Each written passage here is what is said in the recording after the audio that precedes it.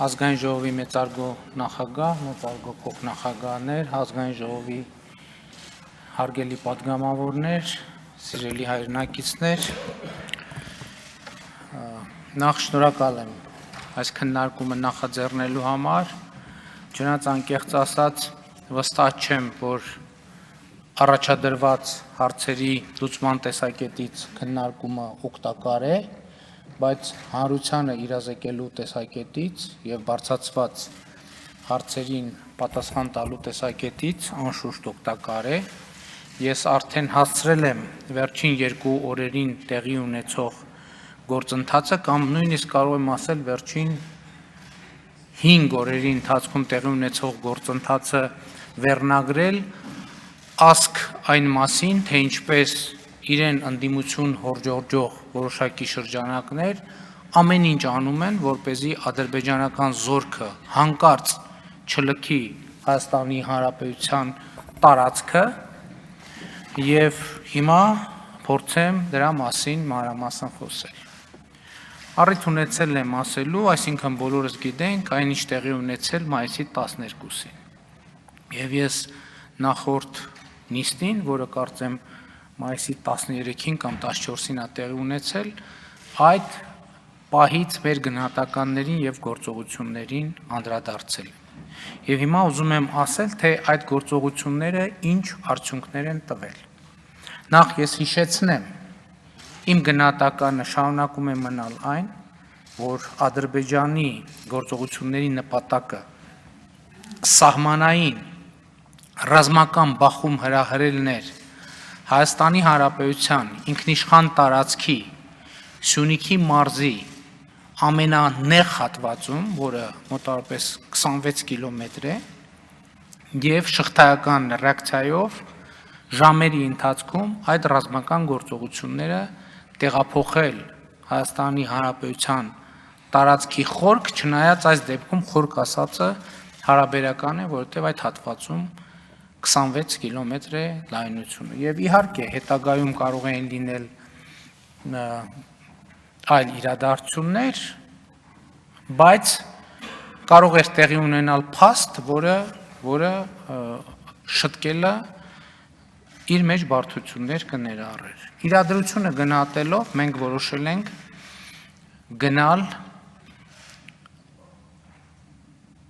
իրադրությունը հսկողությունից բաց չթողնելու եւ դիվանագիտական եղանակներով հարցը կարգավորելու ճանապարհ։ Եվ մեր գործադրած դիվանագիտական ջանքերի արդյունքում, ընդ որում ես ուզում եմ ասել, որ սա այն դեպքն է, որ ես միանշանակ եւ աներկբա կարող եմ կառավարության գործողությունները գնահատել թիմային, համակարգված եւ արդյունավետ, որովհետև միջազգային հանրության շրջանում ըստ էության իրավիճակի վերաբերյալ կա կոնսենսուս, համաձայնություն, որով արձանագրվում է Ադրբեջանի զինված ուժերի գործողությունների ապօրինությունը եւ Հայաստանի ինքնիշխան տարածքը նրանց լքելու անհրաժեշտությունը։ Եվ եթե տեղյակ չեմ, ասեմ, որ րոպեներ առաջ ընդամենը Եվրախորհրդարանը ընդունեց մեր ռազմագերիների վերադարձի հետ կապված բանաձև եւ վերջին պահին բանաձևում լրացում կատարվեց ի պաշտպանություն Հայաստանի տարածքային ամբողջականության։ 607 падգամավոր կողմ քվեարկեց եւ ընդամենը 28 թե 27 падգամավոր դեմ քվեարկեց։ Եվ սա կարեւոր է եւ ընդ որում ես ուզում եմ ասել, որ երբ որ խոսում եմ միջազգային կոնսենսուսի մասին, պետք է արձանագրեմ, որ այդ կոնսենսուսի մի հատվածը արտահայտված է հրապարակայինորեն, մի հատվածը գոյություն ունի, արձանագրված է աշխատանքային մակարդակում։ Հիմա ո՞րն է եղել եւ շարունակում մնալ մեր դիրքորոշումը։ Մեր դիրքորոշումը շարունակում է մնալ այն, որ Ադրբեջանի զինված ուժերը պետք է լքեն Հայաստանի Հանրապետության տարածքը առանց նախապայմանների։ Այս իրավիճակի քննարկման արդյունքում, սակայն քանի որ կա փաստ, որ մենք չունենք դեմարկացված դելիմիտացված եւ դեմարկացված սահման Ադրբեջանի հետ, համենայն դեպս անկախության հռչակումից հետո, ստեղ ծագում է մի շատ կարևոր հարց։ Լավ, այս իրավիճակը իրադրությունը լուծեցինք։ Եթե հաջորդ պահին, հաջորդ փուլում էլի նմանատիպ իրավիճակներ ստեղծվեն։ Ամեն անգամ մենք այսպիսի միջազգային աղմուկ, կոնսենսուս ձևավորելու ճանապարհով ենք գնալու։ Ի վերջո մենք ունենք մի իրադրություն, որը ձևավորվել է բոլորիս հայտնի հանգամանքներում, եւ այդ իրադրությունը պետք է կառավարվի։ Եվ այդ ընթացքում ձևակերպվել է առաջարկ, որ ձևավորել հանձնաժողով եռակողմ, որ կզբաղվի այդ հարցերով։ Եվ այդ, ես ասեմ, որ ես կոռեկտ չեմ համարել, որ կառավարությունը աշխատանքային փաստաթուղթը, որ դեռ քննարկումների փուլում է հրապարակի, դա ընդհանրապես շատ վատ եւ անլուրջ վիճակի մեջ կդնի որևէ կառավարության, բայց քանի որ հրապարակված է ընդդիմության կողմից, ես ասեմ, որ այո, դա այն միակ եւ եզակի փաստաթուղթն է, որը օրուկես կամ 2 օր գտնվում է մեր աշխատանքային շրջանառության մեջ։ Այդ փաստաթղթի մեջ որն է ամենակարևոր դրույթը։ Դա աշխատանքային process, ամենակարևոր դրույթն այն է, որ կողմերը պարտավորվում են, որ սահմանային իրադրությունները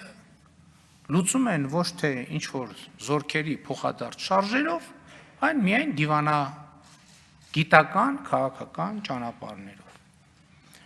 Ընդ որում, ես ուզում եմ ասել, արդյոք սա ինչ որ նոր գաղափար է։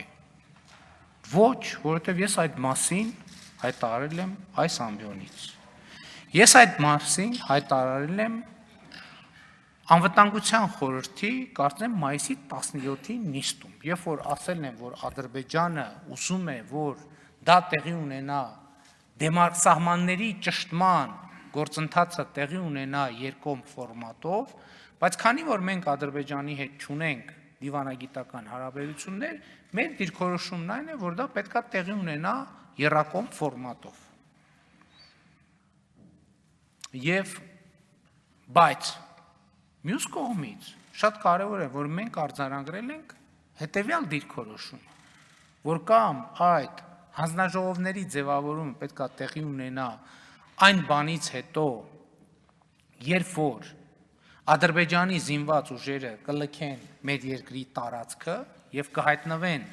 մեր սահմաններից անդին մայիսի 10-ի ստատուս քվոյի համաձայն, կամ մենք փաստաթղթի մեջ կարձանագրենք այդպիսի դրույթ, որ ասենք ինչ որ մի ժամկետում 3 օրում, 4 օրում այդ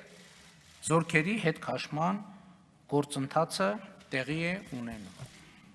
Սա է ըստ էության ամբողջ պատմությունը, եւ ես ուզում եմ ձեզ ասել, որ չկա եւ չի կարող լինել ոչ մի գաղտնի հավելված, այսինքն այս մեկը հրապարակայիններ, մի հատ էլ կողքից գաղտնի կա։ Այսինքն սա ինքնին աշխատանքային գաղտնի փաստաթուղթ է, այդ փաստաթուղթ ձեռք բերողը այդ ո՞նց է, որ այս գաղտնի այս հատվածը ձեռք է բերել, այն մյուս հատվածը ձեռք չի բերել։ Կամ էլ դուք խոսում եք ընդհանրապես հանրության արձագանքի մասին, ես հասկանում եմ, որ մենք բոլորս շատ լարված ենք եւ շատ ծանր ճանապարհի միջով ենք անցել եւ անցնում, բոլորս, բայց դա չի նշանակում, որ մենք պետք է բարձ բաներ չնկատենք։ Օրինակ հրապարակվում է թուղթ, որի տեքստի 90%-ը փակված է, ասում է սա ապացույց, որ հերթական դավադրությունն է։ Հարց չի ծագում, բայց թե ապացույցն են չի փակել տողերը։ Չընդհակառակը բացեք, որ բոլորը տեսնեն, որ ահա այդպիսի դավադրություն է տեղի ունենում։ Ասում են ինչի է վերևը գրած բան, պրիլաժենիա, հավելված։ Ըստ ամենայնի կամ վրիպակա կամ պետք է լինել պրոյեկտ գրածա պրիլաժենիա, կամ էլ դա առաջարկ կա դիտարկել որպես նոյեմբերի 9-ի հայտարարության հավելված։ Այսինքն դա անկեղծ ասած տենց մեծ ուշադրության չի արժանացել, որովհետև այդ փաստաթուղթը այնպես չի, որ բանակցված, համաձայնեցված եւ ստորագրությամբ դրված փաստաթուղթ է, որ այդ դետալներով մենք քննարկենք։ Հիմա ասում են ժողովրդի հետևում այդ ինչ այդ նույն փաստաթուղթ եք պատրաստվում ստորագրել։ Այդ նույնն է թե ասեն ժողովրդի հետևի Ռուսաստան նախագահի հետ այդ ինչ հեռախոսազրույց եք ունենում։ Հասկանում եք ինչի մասին է խոսքը, հայտարարության ոնց որ բարձր մակարդակում հանդիպում տեղի ունենա, ասեն, որ ուզում ենք հայտարարություն ընդունենք, որ ստեղծում ենք միջկառավարական հանձնաժողով, կամ հունվարի 11-ին հայտարարությունը Մոսկվայում եռակոմ ֆորմատով ստորագրվել է, հրապարակվել է, ճիշտ է։ Բայց ինչի՞ չի ծագել այդ նույն հարցերը։ Կամ նոյեմբերի 9-ի հայտարարության վերաբերյալ հայտարարում են, ասում են, դա հակապետական է, դա պետք է վավերացնել, դա փաստ է։ Բայց ընդդիմությունը չի ասում, մենք գալու ենք եւ չեղյալ ենք անելու այդ հայտարարությունը։ Հասկանում եք, ասում են, պիտի վավերացվեր, հակապետական է, բայց որ մենք լինենք իշխանություն, չենք չեղարկելու։ Այսինքն դուք էլ եք։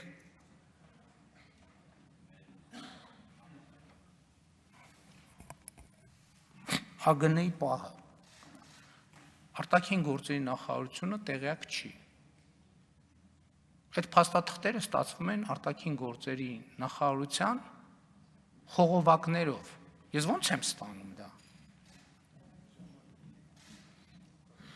Ո՞նց եմ ես դա ստանում, կարա՞մ եկը բացատրի։ Դա տրվում է Ռուսաստանում Հայաստանի Հանրապետության դեսպանատունը ուղարկում է նախարարություն, նախարարին, նախարարն էլ ուղարկում է ինձ։ Հիմա այնպիսի ժամանակներ են, մարդիկ եսիմ երևի Միշիկի անուն լսելիս ոտերները թուլանում են, ասում են, մենք չենք։ Հա, ես խոսեցի ընդդիմության ջանքերի մասին։ Ընդդիմությունը ամեն ինչ անում է, որ զորքերը դուրս չգան։ Եվ ես ասում եմ, այդ մարդիկ Ադրբեջանի քարոզչական ազդեցության, քարոզչական պայքարի գործակալներ են։ Ես կասկած չունեմ։ Իրանք չեն ուզում, որ զորքը դուրս գա։ Իրանք ընդհակառակը ասել են, որ այս սենց պատերազմա լինելու, իրանք մի շաբաթ ամեն օր սպասում են, որ այդ պատերազմը կանա եւ չեն կարողանում տանել այն իրավիճակը, որ իրավիճակը ինչ որ ձևով թեկուզ դժվարությամբ կառավարվում է։ Մի ժամանակ մեզ մեղադրում էին, որ մենք պատերազմը չենք կանխել, հիմա էլ մեղադրում ենք, որ պատերազմը թույլ չենք տվել։ Եվ ես ձեզ ուրիշ բան ասեմ, այս բանակցությունների ընթացքում ադրբեջանական կողմից ձևակերպվող թեզեր կա, որ ես նախ մեր ընդդիմության ներկայացուցիչներից եմ լսում։ Հետո մի կես ժամ անց, մի ժամ, երկու ժամ անց ասում են, գիտեք ինչ, Ադրբեջանը սենց դիրքորոշում ունի։ Բայց դրա մասին առաջինը օրինակ հայտարարել են մեր ընդդիմության ներկայացուցիչները, ովքեր կրծքով պաշտպանում են Սյունիքի մարզը։ Իբր։ Եվ ես համոզված եմ, որ այս թուղթներ ընդդիմության ձեր հայտնի մարդիկ ստացել են եւ մյուս թղթերն են ստանում են ադրբեջանական կողմից։ Դա այն վերլուծության հետևանքն է։ Հիմա ինչ է ասվում այստեղ։ Ասում է, որ կա խնդիր դեմարկացիայի եւ դելիմիտացիայի։ Ինչ է դելիմիտացիան։ Դելիմիտացիան հետեւյալն է, որ կողմերը համաձայնվում են, թե սահմանի նշումը ինչ քարտեզների հիման վրա պետք է անեն եւ այդ համաձայնությունները տեղափոխում են, գծում են քարտեզի վրա։ Դեմարկացիաները, երբ որ այդ քարտեզով գնում են այդ GPS-ով, տեսնում են այս կոորդինատը, այն կոորդինատն է, որ քարտեզի վրա գրած է, թե չէ։ Եվ դեմարկացիան, դելիմիտացիան մի օրվա, երկու օրվա գործ չի։ Օրինակ, յետխորհրդային մեր տարածաշրջանի երկրները ոչ մեկը, չնայած 30 տարի առաջ սկսել են դեմարկացիայի եւ դելիմիտացիայի գործընթացը, ոչ մեկը մեր տարածաշրջանի երկրներից ավարտին չի հասցրել այդ գործընթացը։ Եվ անդադ խոսվում է, որ մենք ինչ որ տարածքներ են հանձնում, էս են անում, այդ սիրելի հայրենակիցներ, Հայաստանի Հանրապետությունը այսօր Արցախյան առաջին պատերազմի արդյունքում հետևանքով 70 շուրջ ավելի քան 70 քառակուսի կիլոմետր սովետական Հայաստանի տարածքներից գտնվում են Ադրբեջանի վերահսկողության ներքո։ Այսօր մենք սահմանամերձ գյուղեր ունենք, որ 30 տարի այդ սահմանամերձ գյուղերը չունեն վարելահող։ Այդ գյուղերի բնակիչները ապրում են եւ հող չունեն, որ մշակեն, այսինքն մարդիկ հող չունեն, որովհետեւ իրենց հողերը, որոնք իրենց սեփականությունն են, սեփականաշնորհված են, օկուպացված են, այսինքն գտնվում են տարածք Ադրբեջանի հսկողության ներքո։ Այո, մենք էլ ունենք սովետական Ադրբեջանին պատկանած, սովետական Ադրբեջանի պատկանած տարածքներ, որոնք գտնվում են մեր զինված ուժերի վերահսկողության ներքո։ Ես ձեզ ավելին ասեմ, դեռևս 90-ականներից կան մարտական դիրքեր 90-ականներից Ադրբեջանի զինված ուժերի, որոնք գտնվում են Հայաստանի Հանրապետության սովետական Հայաստանի տարածքում։ Եվ նախորդ անգամ պաշտպանության նախարարն էլ ասեց, հակառակ իրավիճակն էլ ունենք։ Եվ մենք հիմա պետք է ի վերջո խոսենք, հասկանանք ինչ ենք անում։ Կան ամենատարբեր տարբերակներ, օրինակ, եղած իրավիճակը արձանագրում ենք որպես պետական սահման։ Չգիտեմ։ Բոլորը չգիտեմ, ես մի անգամ էլի այս թեման ես մի քանի անգամ այս ամբիոնից բարձրացրել եմ։ Հիշում եք մի անգամ հարց հնչեց հարց ու պատասխանի ժամանակ, ասվեց, որ կան բանկլավների հարցը եւ այլն, ասի հարգելիներս, իսկ ինչի չենք հիշում, որ մենք ունենք Արցվաշենի հարց։ Այսինքն ինչի ենք անընդհատ օտար պրոպագանդայի թեզերով խոսում մեր ներքին կյանքում։ Հիմա մյուս հարց կա, մեզ մեղադրում են, ասում են, հա դե գոնե Facebook-ը փակեիք։ Ախր ինչի Facebook-ը փակենք։ Որ ասեն, հա, թաքցնելու բան ունեն, Facebook-ը փակում են։ Մենք թաքցնելու ոչ մի բան չունենք։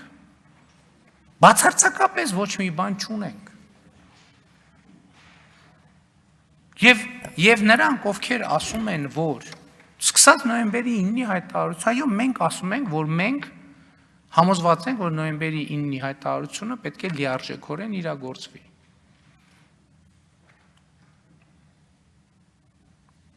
Որովհետև նոյեմբերի 9-ի հայտարարության ստորագրման հանգամանքների վերաբերյալ ես բազմիցս բացատրություններ տվել եմ։ Հիմա ասում են նրանք, ովքեր դա հավանում են դավաճանություն, թող հայտարարեն, որ իշխանություն, հիմա նախընտրական շրջան, թող հայտարարեն, որ իշխանության գալու պարագայում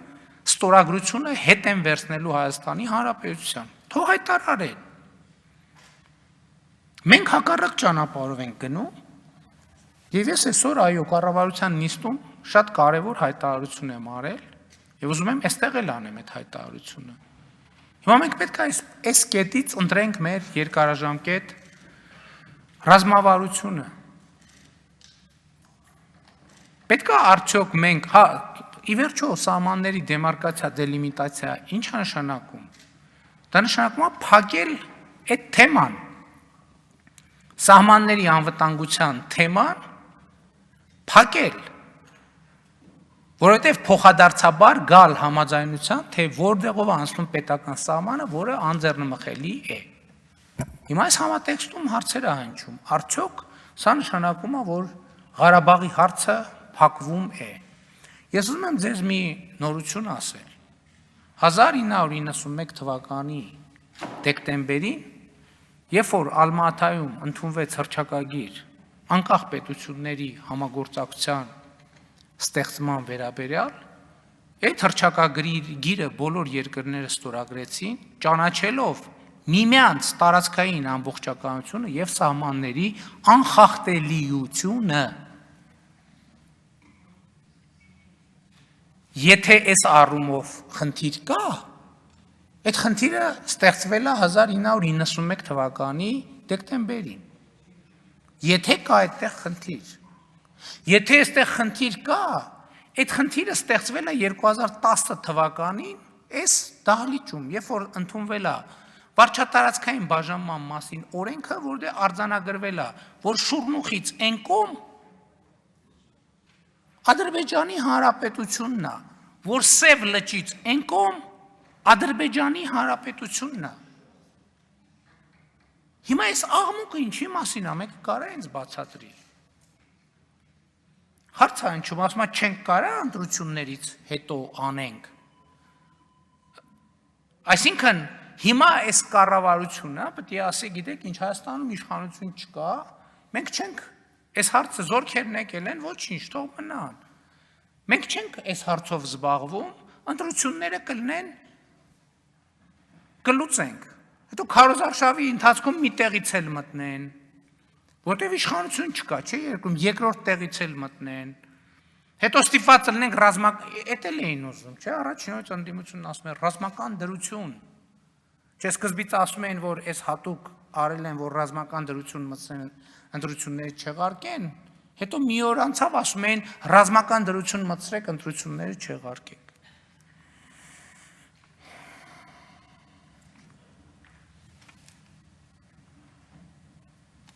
Այդ հանձնաժողովը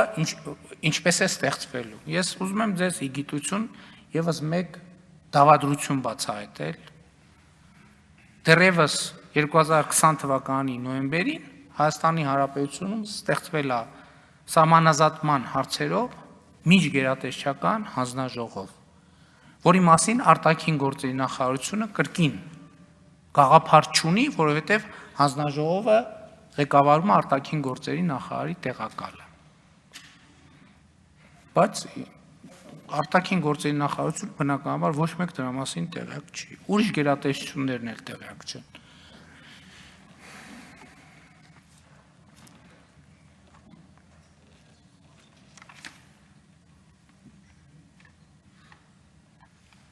Հա, այն մասին, որ պայմանագիրը պիտի վավերացվի, ես ուրիշ բան, որ ասվի դելիմիտացիայի արդյունքներ, ես չգիտեմ, այդ իրավաբանները պետք է ասեն։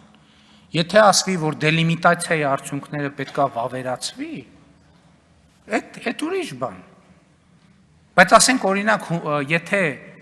հունվարի 11-ին ընդունվել է հայտարարություն, որ կոմունիկացիաների բացման մասով եռակողմ հանձնաժողով է ստեղծվում փոխվարչապետերի գլխավորությամբ։ Այն ժամանակ այս աղմուկը ինչի չի եղել։ Ինչի չեք ասել, բա բերեք վավերացնենք։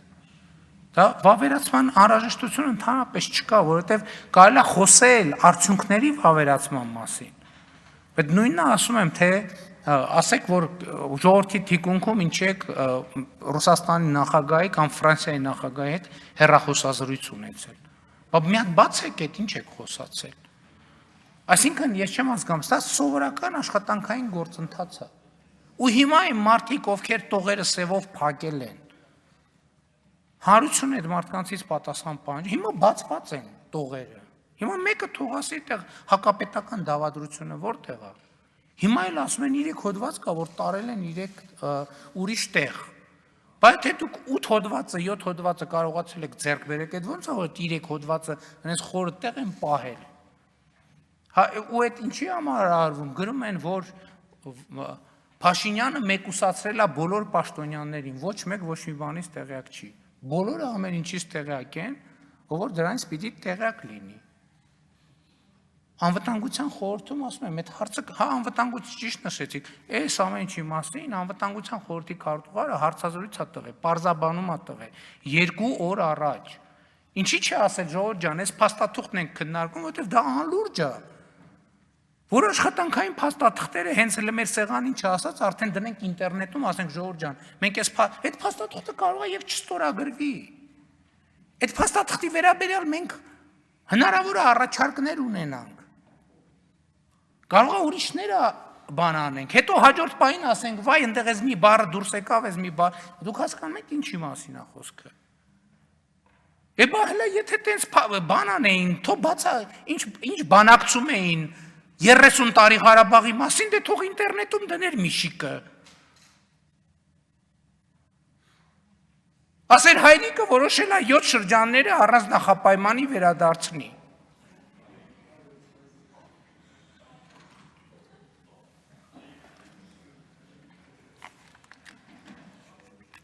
Վարդենիսում տեղի ունեցածի վիդեոյի մասին։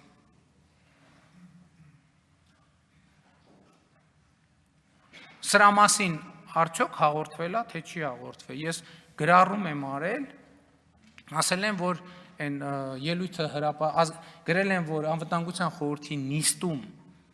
ելույթից հետո տեղեկացա, որ սահմանում լարվածությունը աճում է։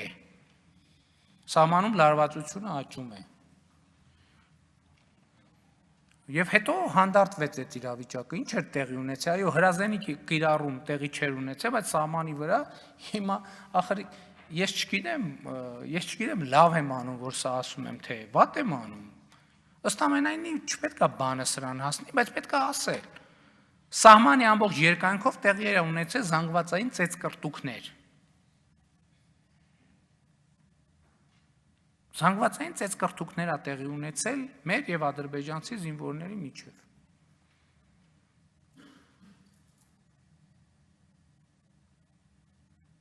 Հիմա ասում են պաշտպանության նախարարությունը ինչի հերքեց հետո հաստատեց։ Որտեւ երբ որ այդ հրապարակվեց, դուք գիտեք պաշտպանության նախարարությունը բան են անում, զեկուցում են, ասում են, զեկուցում են, որ հարձակվեցին, մենք փախանք, չեն զեկուցում տենց բան։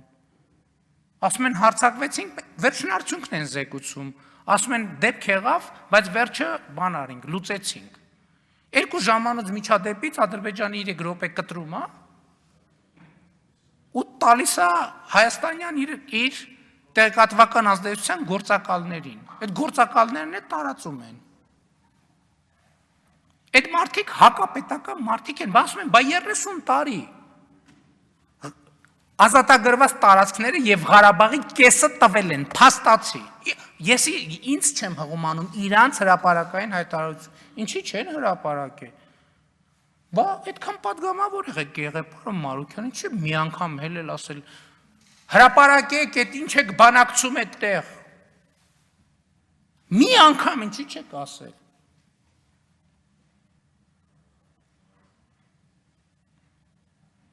Հիմա կարող ասեք հրապարակեք, բանը երեք Ռուսաստանի նախագահի հետ ինչ եք խոսել։ Նախորդ օրը Ֆրանսիայի նախագահի հետ ինչ է։ Մենք պատրաստ ենք, ես նենց չի որ պատրաստ չեմ, բայց ամոթը, մարդիկ լավ։ Էլ մեզ հետ ոչ մեկ ոչ մի բան չի խոսա։ Կասեն ինչ հարց քննարկում ենք, բան է անում։ Այս անլուրջ մոտեցում է։ Հա, ասում են պաշտոնական տեղեկատվությունը վստահելի չի։ Բա պաշտպանության նախարարությունը իր նախորդ հայտարարությունը ինչի է հերքել նորից։ Որտեւ իր համար կարևոր է, որ պաշտոնական ինքը ժողովրդին անկեղծ ազնիվ ասի այն ինչ որ կա։ Կամ այսօր ասում են, որ կրակոցների մասին են ասում։ Իրավիճակը շատ լարված է։ Ոչ մեկ եկեք չթերագնահատենք։ Բայց այսօր այո կութի շրջանում եղել են հրաձգություն, բայց հետո կողմերը արձանագրել են, որ դա թյուր ըմբռնման արդյունք է, եկել են քննարկել են, որ իրար վրա չի եղել կրակոցը, այլ միջադեպ է տեղի ունեցել։ Հարցեր ընջում արդյոք հրապարակված այն փաստաթուղթն է, որի մասին ես ասում եմ, այո, ճշգրիտ այն փաստաթուղթն է, ճշգրիտ, որը իմ համոզմամբ Հայաստանի ընդդիմադիր շրջանակները ստացել են Ադրբեջանից։ Եվ այդ տեղեկությունները իրանք ստանում են Ադրբեջանից, ինչպես եւ մյուս այլ տեղեկություններ ստանում են Ադրբեջանից։ Եվ այդ տեղեկությունները, բայց որ գաղտնի դավադրություն չկա, այդ ինչ գաղտնիք, կամ ասում են բանի նոյեմբերի 9-ի բանը, գաղտնի հայտար, երբ որ խոսքը նրա մասին է 30,000 զինվորի կյանք պետք է փրկենք, թե չփրկենք։ Հա? Հա ես վերցրել եմ իմ վրա այդ պատասխանատվությունը։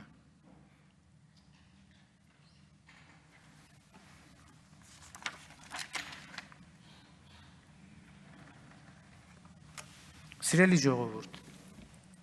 ես հասկանում եմ, որ մենք բոլորս ծայրահեղ լարված ենք, եւ մենք իսկապես պետք չի մեղմ ասացությամբ զբաղվել, իսկապես այո, դժոխային մի ճանապարհի միջով ենք անցնում, բայց մենք պետք է անցնենք այս ճանապարհը։ Ես այսօր կառավարության նիստում ձևակերպեցի, որն է մեր նպատակը։ Մենք գիտեք, նախորդ 30 տարիների մեր ամենամեծ դասը որն է, որ մենք կիսատ պռատ հարցեր պետք է մաքսիմումը անենք, որ չթողենք։ Գնանք հարցերի կոնկրետ լուծման։ Որովհետև ասում եմ, անկլավ, որ ասում են, ինչի չենք հիշում մենք Արցվաշենի մասին։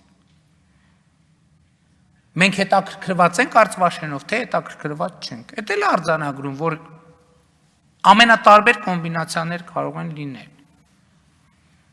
Հա, ոչ մի խնդիր, եկեք, ես չգիտեմ, իրոք չեմ հասցրել խորհրդակցել իրավաբաններ, դեմարկացիայի արդյունքները վավերացման, թե հանրաքվեի, թե ինչ-որ բանի անհրաժեշտություն ունեն, շատ լավ։ Մենք 30 տարի է արդեն, 30-ից մի քիչ պակաս, Վրաստանի հետ դեմարկացիայի պրոցես ենք անցնում։ 30 տարի։ Եվ սահմանի 60%-ի վերաբերյալ մենք արդեն ունենք համաձայնեցված դելիմիտացիա, մոտավորապես 30% հետ կապված դեռ աշխատանք շարունակվում է։ Բայց մենք պետք է լուծենք այս հարցերը։ Եվ ես այսօր կառավարության նիստում շատ ուզում եմ այստեղից էլ ասեմ։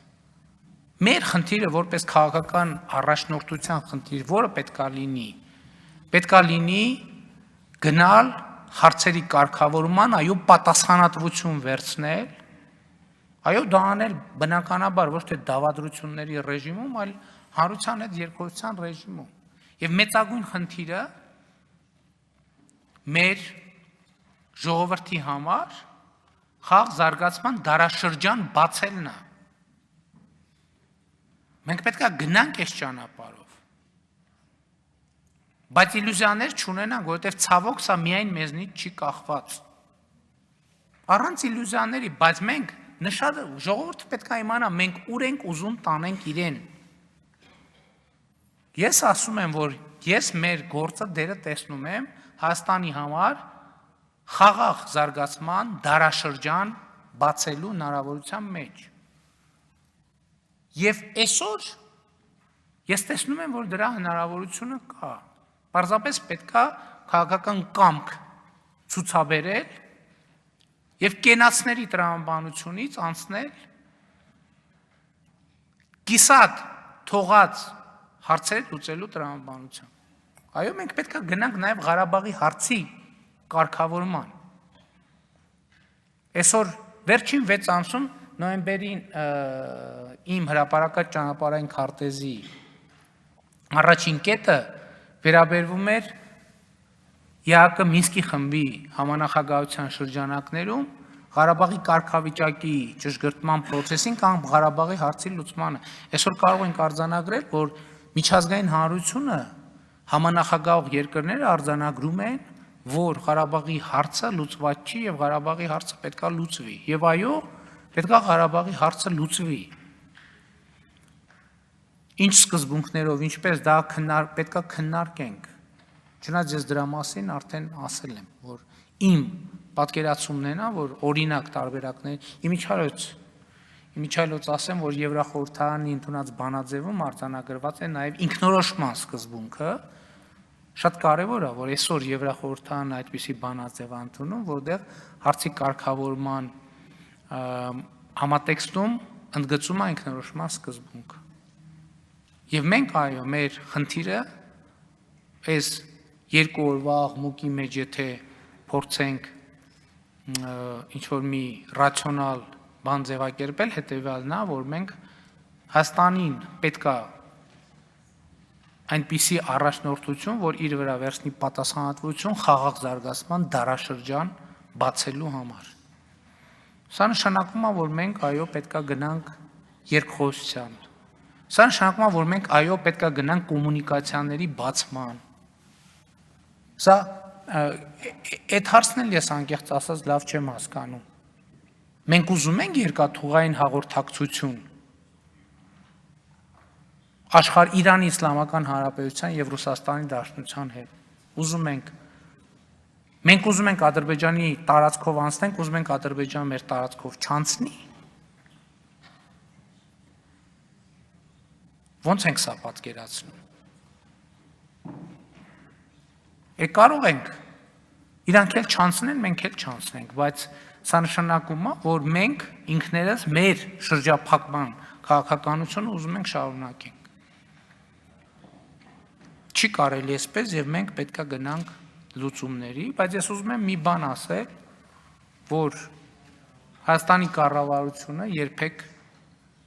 դավադրությունների մեջ սեփական երկրի եւ ժողովրդի մեջ չի մտել եւ չի մտնելու։ Եվ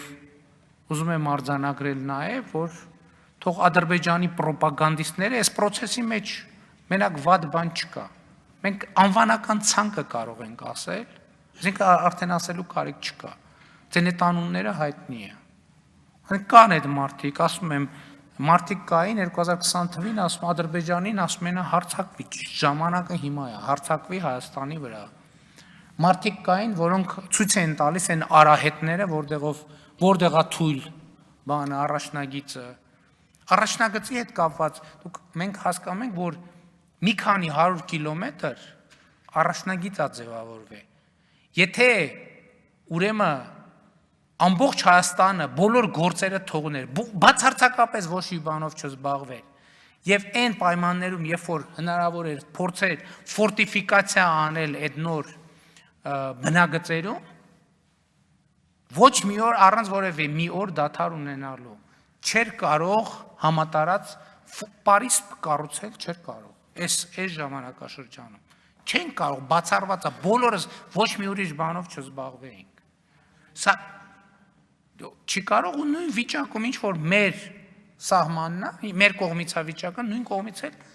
իրենց վիճակն է։ Ես հիմա չեմ ուզում, ախր մանրամասներ կան, որ ընդհանրապես ասելու բան էլ չեն։